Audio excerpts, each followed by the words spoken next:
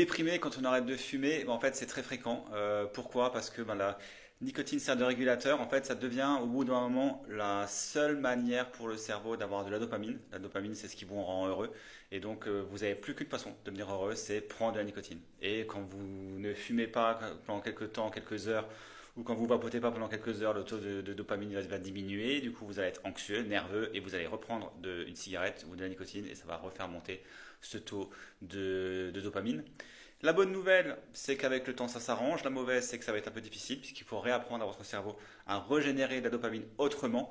Et ça, c'est pas facile. Il faut s'accrocher. Pendant quelques jours, on va déprimer.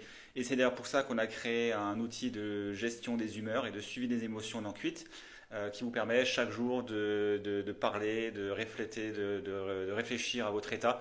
Et avec le temps, ça s'améliore chez tout le monde. Donc la bonne nouvelle, c'est que ça s'améliore. La moins bonne nouvelle, c'est que c'est pas facile au début.